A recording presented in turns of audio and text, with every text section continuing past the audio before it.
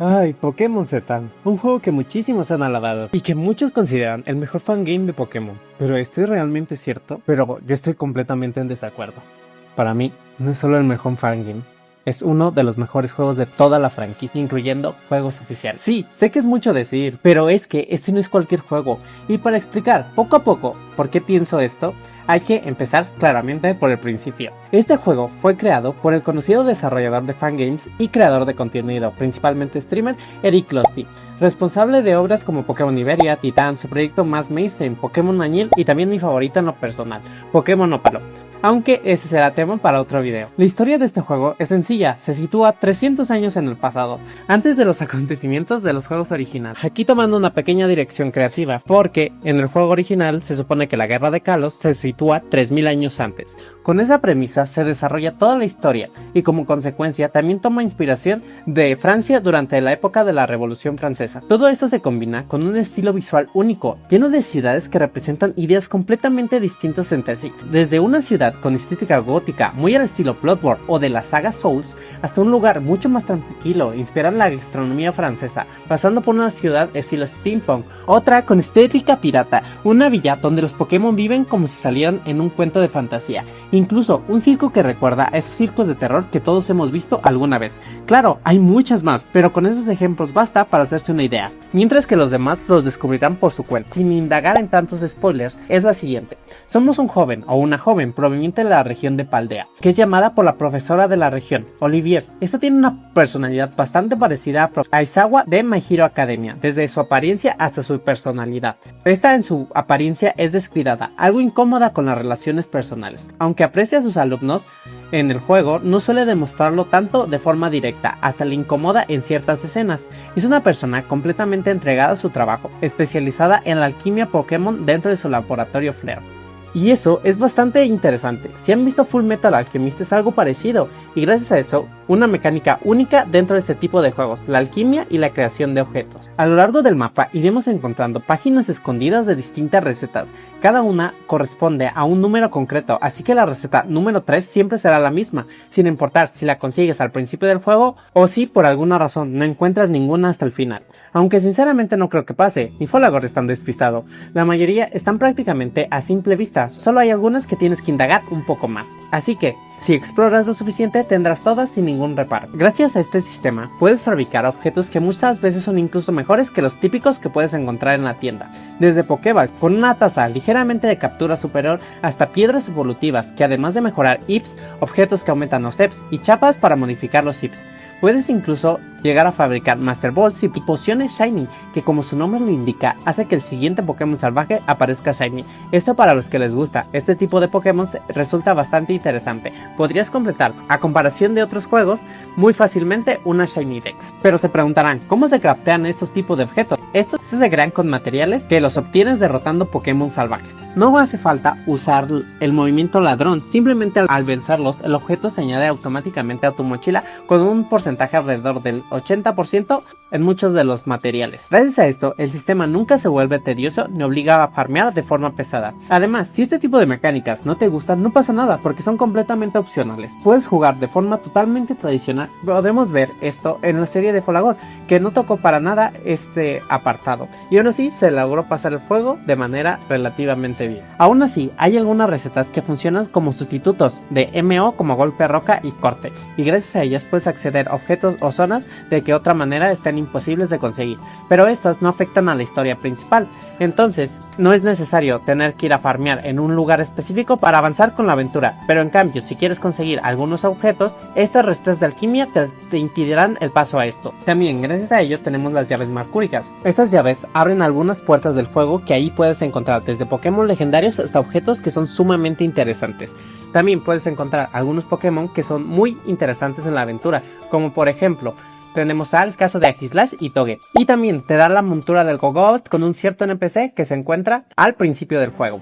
Siguiendo con la historia, la profesora nos recluta junto a otros dos personajes. El primero que conocemos es Crisanto, un chico joven, inteligente y bastante influenciable. A lo largo de la aventura, diferentes personajes irán marcando su forma de pensar, y poco a poco irá forjando su carácter, quizás para bien, o quizás no tanto. tiene un arco de personaje que mucha gente considera el mejor de todo Pokémon Z, y teniendo en cuenta que Eric Losty suele escribir bastante bien a sus protagonistas y coprotagonistas, eso ya suele decir mucho, pero es mejor descubrirlo por sí mismo. Como habrán notado, mencioné que hay otro rival, o mejor dicho, otra rival. Esta es Melee. Ella es en cierto modo la típica alegría del grupo, la que siempre mantiene una actitud optimista sin importar lo que esté ocurriendo. Además protagoniza la primera gran escena del juego cerca de la sexta medalla, casi al final de la primera parte. Esta está rodeada de misterio, que poco a poco se irá revelando, y simplemente con decir cuál es su Pokémon insignia, creo que muchos ya podrán imaginar por dónde van los tiros. Este es Floette. ¿Y de qué color es? Así es. Pero más allá de eso, Melia probablemente es uno de los personajes más carismáticos de este fangame, de estos que con ciertas escenas terminan llegando al corazón y te hace sentir de verdad lo que significa una amistad eterna. Al final, esta es la idea central del juego, la amistad que dura eternidades. Y resulta curioso porque igual que en Pokémon X y Y, aquí también están presentes temas como la vida eterna, la destrucción total y el paso del tiempo. Pero Pokémon Z le da un giro algo diferente. En vez de centrarse únicamente en la inmortalidad, habla de cómo una amistad puede mantenerse viva incluso después de todos los conflictos, tragedias y los años que han pasado. Ya hablamos de los héroes principales, pero algo igual de importante, o inclusive más, son los villanos. Aquí tenemos al Team Azot, el equipo villano de esta aventura, que busca alcanzar la inmortalidad, aunque mediante métodos bastante cuestionables, prácticamente inhumanos, experimentos, asesinatos y toda clase de atrocidades con tal de alcanzar su objetivo. Ahí vemos algo que explicaré más adelante, el estado caduco. Pero continuando, esa inmortalidad unas pocas personas serán capaces de obtenerla, y si conocen el lore del arma definitiva, seguramente ya pueden imaginar cuál es la forma que pretenden conseguir. Una cruel, aunque dentro de la lógica del juego incluso puede llegar a parecer comprensible. Claro, destacar a un equipo villano no es bueno, para ello tenemos que ver a su líder, Alka, la que destaca entre todos ellos. Posiblemente una de las villanas más impotentes tanto de los juegos oficiales como de los fangames de Pokémon. Para mí es la mejor antagonista de todos los juegos de Eric Losty. Su diseño parece tomar inspiración de Elden Ring, concretamente de Malenia, mezclando con elementos de Medusa y otros detalles de la mitología griega. Tiene un pasado que es muy fácil de empatizar con ella, aunque eso no evita que sea una amenaza absoluta. También no es el típico personaje que no se rompe. Esta tiene algunas escenas que muestra que es vulnerable, pero sin dejar de ser imponente. Además protagonista uno de los combates más difíciles de todos los juegos, y eso sin contar su diseño que es completamente espectacular. Aprovechando que mencioné a los personajes, todos los diseños, o por lo menos la mayoría, fueron realizados por Rinko. Sinceramente hace un trabajo increíble a la hora de dar personalidad visual a cada uno de ellos. Y por último, ya hablando del lore de Kalos, sabrán que ocurrió hace 3000 años. Aquí, como ya mencioné, ese conflicto se reduce a 300 para hacerlo mucho más coherente con el resto de la historia. Estoy hablando, por supuesto, de la guerra de Kalos, y con ella aparece uno de los personajes más importantes de todo este periodo, AZ. Muchos lo recuerdan como simplemente el rey triste o el rey deprimido, pero aquí también se nos muestra cómo es un estratega militar brillante, responsable de que la guerra contra Paldea terminara a favor de Kalos. Al principio lo conocemos como un aliado, pero poco a poco vamos viendo cómo su mentalidad se va corrompiendo hasta convertirse en la persona que conocemos en los juegos finales, es decir, un hombre que acabó obteniendo la inmortalidad junto a Floette y que terminó separándose de ella durante cientos de años. Así que para resumir un poco de la historia, somos llamados por la profesora Olivier, ancestro de Lyson, para embarcarnos en una aventura junto a nuestros dos rivales y conseguir las 12 medallas de los regentes que funcionan como líderes de gimnasio en este juego. Sin embargo, estos esconden un secreto enorme que será una clave para el desenlace de la historia, mientras al mismo tiempo nos enfrentamos al Team Azot, que hará todo lo posible para descubrir la inmortalidad que ni humanos ni Pokémon vuelvan a sufrir como muchos han sufrido en el pasado. Claro, me estoy saltando muchas cosas, muchas partes importantes de la historia, historias que posiblemente den para un video entero. Si quieren un análisis más a fondo de estos personajes, pues denle like. También un análisis ya con spoilers del juego podría ser más interesante, pero eso queda a conciencia de ustedes. De hecho, todo lo que he contado hasta ahora es prácticamente el primer acto de 3. Todavía quedan muchísimos personajes, misterios y conflictos por descubrir. Hay villanos que recuerdan mucho a este tipo de personajes manipuladores y retorcidos como Griffin, que no son personajes que tienen una motivación detrás, que son grises, simplemente son malos. Otros que se mueven constantemente en zonas grises y dilemas morales. Así que hay todos personajes para todo tipo de personas. Quizás uno no te guste, pero el otro te encanta. Bueno, ya hablamos de la historia, que es importante reconocer que no solo es buena, es muy pero muy buena. Aunque también hay que decir que en algunos momentos puede sentirse algo pesada o algo lenta. No en demasía, pero sí hay ciertas partes donde el ritmo baja bastante. Así que si esperaban algo más parecido a Pokémon Añil, que es combate tras combate y algo de historia entre medias, mejorando un poco de canto, no es ese tipo de juego. Pero eso no significa que sea peor, simplemente es algo distinto. Por eso quizás no resulte tan rejugable como Pokémon Añil, además de que es muchísimo más largo que este. Aún así, precisamente, por esto vale la pena jugarlo aunque sea una sola vez, porque la experiencia que ofrece es completamente diferente a otros juegos. Al final, los juegos de Eric no existen solo porque le encante Pokémon, sino porque quiere contar historias entrañables.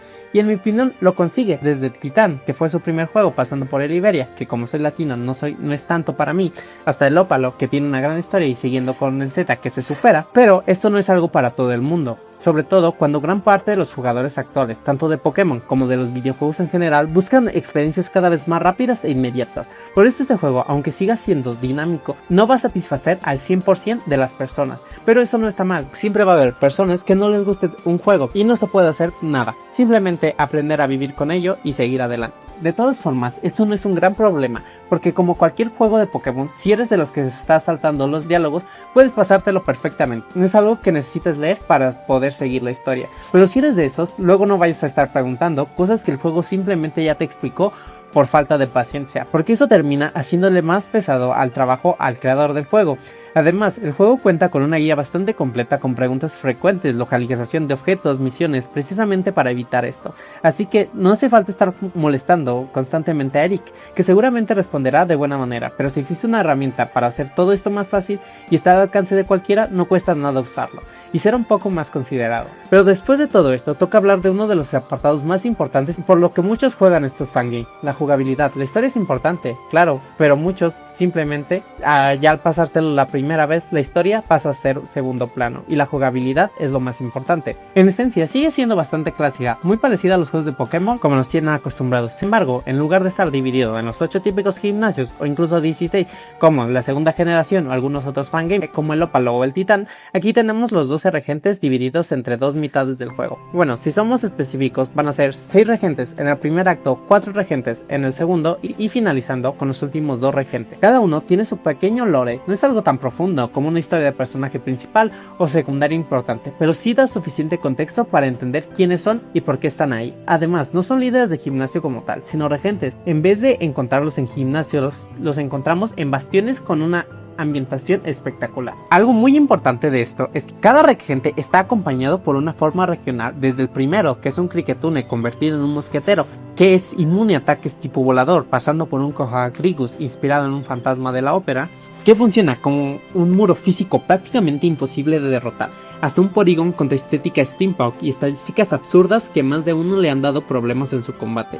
Y no solo hay formas regionales nuevas, también existen evoluciones completamente nuevas para Pokémon como Jynx, Viper, Sudowoodo, Marowak y una nueva evolución de Eevee que es tipo normal y que pega perfecto con la temática de este juego. Cada una de estas formas tiene una habilidad o movimiento exclusivo que los hace aún más únicos, además de diseños inspirados directamente en la cultura e historia de Francia. Hay ejemplos muy curiosos como el Pikachu de veneno, claramente inspirado en las ratas que propagaban la peste negra, o el ya mencionado Cricketune mosquetero.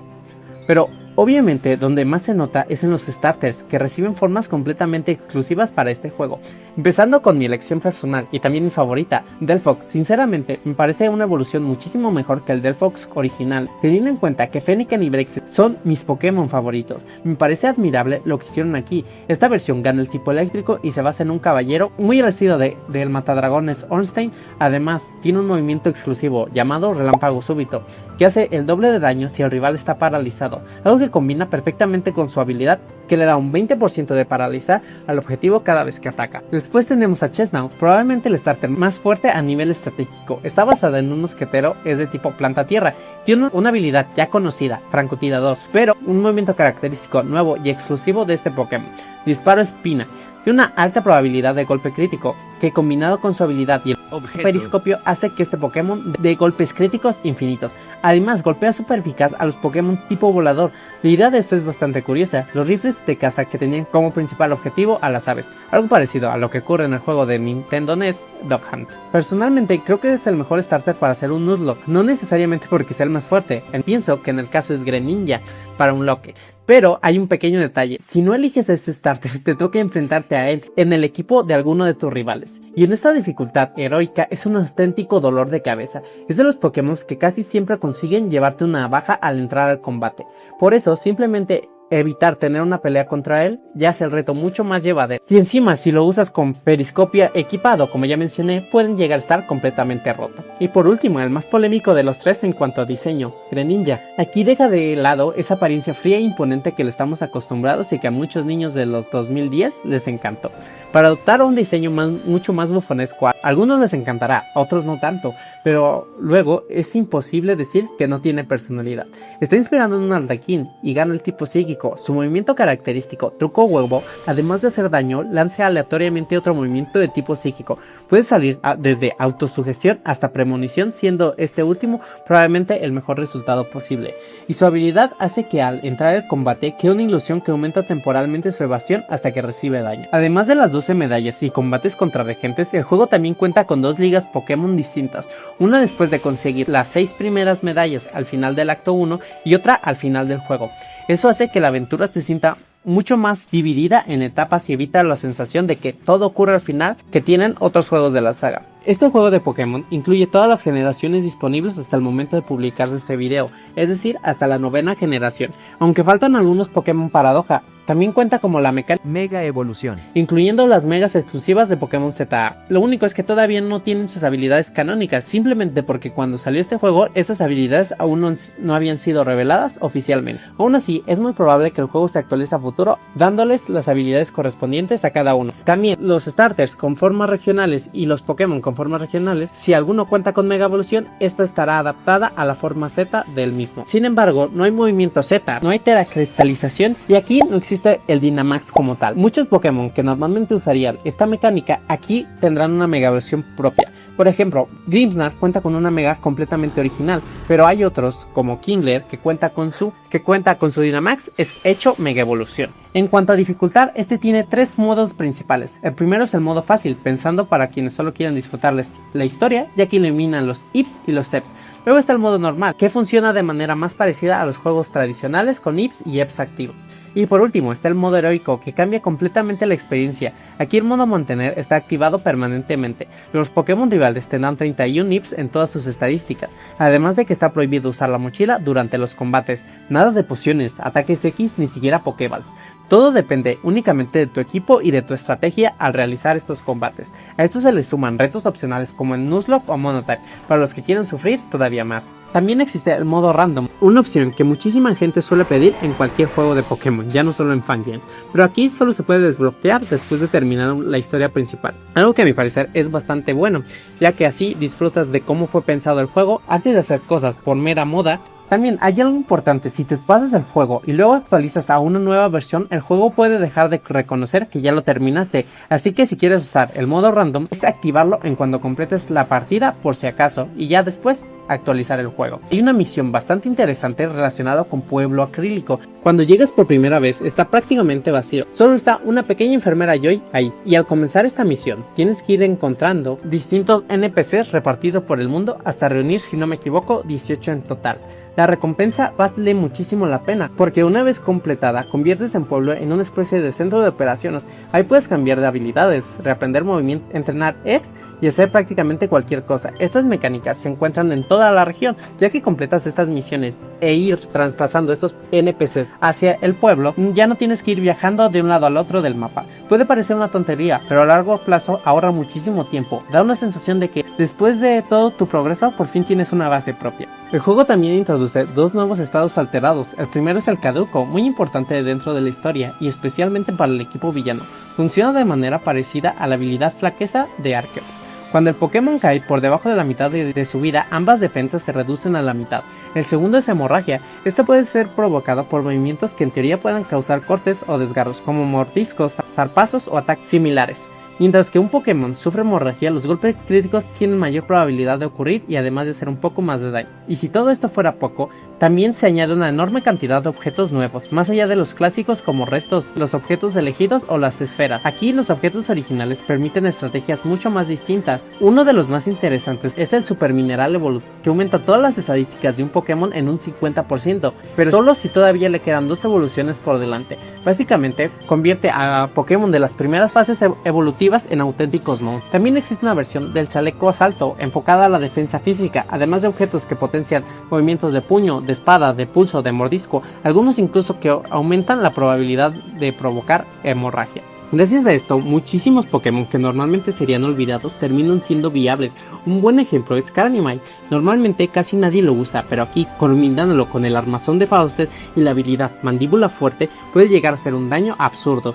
Y esa es una de las cosas que más me gustan del juego, que incluso el Pokémon más irrelevante puede terminar siendo importantísimo si sabes cómo aprovecharlo. Y además de las formas regionales, el juego también retoca a muchísimos Pokémon que en los juegos oficiales suelen ser mediocres o directamente inútiles. A veces les cambia el tipo, otras veces las estadísticas, y en muchos casos incluso reciben habilidades o movimientos completamente nuevos. Gracias a eso puede que el Pokémon que siempre te ha gustado pero nunca servía para nada, aquí termine siendo la estrella absoluta de tu equipo. Ese es probablemente uno de los mayores aciertos de los juegos de Eric. Creo que ya he hablado de lo más importante sin entrar en spoilers, pero ahora sí quiero comentar algunas cosas que no me terminaron de convencer. Ojo, no creo que estén mal, simplemente son aspectos que personalmente siento que pudieron aprovecharse mejor. Lo primero es la poca importancia de Sigarde. No digo que tuviera que aparecer constantemente como Astrem, pero siendo el gran olvidado de Kalos, me pareció bastante desaprovechado. Tiene prácticamente la misma relevancia que el resto de sus legendarios hermanos. Por la temática del juego debería haber tenido mucho más peso, o eso siento yo. Aunque por otro lado, el juego lo compensa bastante con Aurosclaus, un Pokémon creado para este juego, que me parece un Pokémon original bastante increíble. Tiene muchísima presencia, encaja perfectamente con el resto de legendarios y se siente completamente propio de esta historia. Ahí tengo que aplaudir por la construcción del personaje y por lo original que resulta. De hecho, como dato curioso, al parecer en las versiones tempranas del juego iba a cumplir un papel parecido al de Astrem en Pokémon Opalo. Originalmente se iba a llamar Luminitos y aparentemente iba a ser un Pokémon legendario bueno, quizás acompañado de otro equivalentemente malvado, pero al final terminó cambiando. Otro detalle es que con el sacrificio de la profesora Olivier, no sé si fue percepción mía, pero me recordé muchísimo al final de Pokémon Opalo con la muerte de Ixia. Quizás sea casualidad, quizás sea simplemente una estructura que a Eric le gusta repetir, pero a mí me dio la sensación un poco repetitiva, nada grave, pero sí algo que me llamó la atención. Y por último, las falsas muertes del protagonista. Sé que, si no me equivoco, hay 3, una con Yveltal, una en el arma definitiva y una al final del juego, pero están tan cerca una de la otra dentro de la historia que acaban perdiendo bastante impacto. Hubiera entendido si cada una se situaba en un acto del juego, aunque hubiera sido para mí también bastante repetitivo, por lo menos un poco más separado. Entiendo por qué están ahí, y probablemente separarlas había roto el ritmo de la trama, así que tampoco decir que hubiera sido una solución clara, pero quizás el eliminarlas, pues hubiera sido algo más interesante. Bueno, estos son detalles muy pequeños dentro de una historia que para mí sigue siendo excelente. A mí no me pasó ningún bug, entonces no puedo quejarme de eso. Pero bueno, siguiendo con esto, hay algo todavía más importante, algo que me hizo que casi dejar el juego, algo que es completamente terrible. Porque absolutamente todos los Pokémon regionales son más fuertes de la aventura son débiles a tierra. Marowak, Porygon Z, Cofagrigus, Reuniclus, Aguilash, Pikachu. Y encima, si eliges el starter de fuego, todavía peor. Hay muchísimos Pokémon de roca. Si eres tú que te gusta mantener al starter durante toda la aventura, encontrar otra forma regional que no comparta la debilidad a tierra se vuelve complicado. Y aún así, si estás jugando el modo Luznox, sin exagerar, un momento que más de la mitad de mi caja era débil al tipo tierra. No tenía nada, absolutamente nada, que pudiera entrar contra un terremoto. Y hablando de Nuzlocke, sinceramente creo que la mejor forma de jugarlo por primera vez es hacerlo normal, como si te estuvieras pasando cualquier juego de la saga. Pero si eres de esas personas incapaces de jugar sin Loque, mi consejo es hacerlo con 2 capturas por ruta, así puedes disfrutar la historia sin arriesgarte a tener que abandonar la partida a la mitad. Dejando esto de lado, este pequeño chiste de lado, entonces, ¿por qué el título del video? ¿Por qué el título de Pokémon Z arruinó mi vida? Porque nunca un juego de Pokémon me había hecho sentir tan vivo. Sus personajes, su historia, la jugabilidad, incluso la dificultad que logra ser desafiante sin llegar a sentirse injusta, hacen que sea una experiencia increíblemente adictiva. De esas que te hacen pensar solo una hora más y cuando te das cuenta ya amaneció. y precisamente por eso es que me arruinó la vida. Voy a poder volver a jugarlo por primera vez y sentir ese sentimiento. ¿Han tenido alguna vez esa sensación de querer borrarse la memoria para volver a jugar un juego? Ver una película, un anime, una obra desde cero. Pues eso es lo que exactamente me pasa con este juego, porque más allá de que tenga buenos combates, un montón de formas regionales increíbles, lo que de verdad hace especial a este juego es que consigue que te importen sus personajes, que te encariñes con ellos, que te importe qué les va a pasar. Y cuando llegas al final y entiendes que toda la historia giraba alrededor de una idea de la amistad eterna, pues resulta conmovedor. Su final es de los pocos que de verdad me han dejado con ganas de llorar. Esa última fotografía que te recuerda que a pesar de todo, los amigos pueden seguir siendo eternos. La verdad pega en el alma. Y algo así vuelvo a pasar. Durante semanas me la pasé descubriendo secretos, viendo escenas, mejorando mi equipo y encariñándome con cada uno de los Pokémon que estuvieron en mi equipo. Y eso no me pasaba desde hace mucho tiempo, posiblemente desde el ópalo, porque al final eso es Pokémon, no solo atrapar criaturas fuertes, sino crear un vínculo con ellas. Y muy pocos juegos consiguen transmitir eso. Bueno, muy pocos. Pero gracias a Pokémon Z lo he vuelto a experimentar. Y algo más especial, porque me hizo devolver a esos días de niño. Yo soy del 2005. Mi primera generación fue Pokémon X e Y. Había visto el anime de Pokémon Diamante y Perla, de Pokémon Blanco y Negro, pero los primeros que jugué de verdad fue Pokémon X e Y. Y me hizo volver esos días de niño, donde no importaba nada más que llegar a casa, ponerte a jugar, donde podías perderte durante horas en la región, imaginando aventuras, encariñándote con tus Pokémon y sintiéndote que ese mundo era real. Para mí, Unova y Kalos fueron las regiones que marcaron mis primeros recuerdos de la saga. Sé que para mucha gente podría sonar raro, porque según para ellos, porque tienen pocos años. Lo nostálgico podría ser Pokémon Diamante, Esmeralda, Rojo y Azul, pero para mí no fue eso. Para mí fueron estos juegos, fueron mi infancia, y ver cómo este fangame tomó esa región, esa historia que siempre sentí desaprovechada, y le da a un juego una narrativa digna, es algo que de verdad emociona, porque aquí se nota la pasión. Cada ciudad, cada forma regional, cada personaje, cada Pokémon deja ver el cariño con el que fue hecho este proyecto.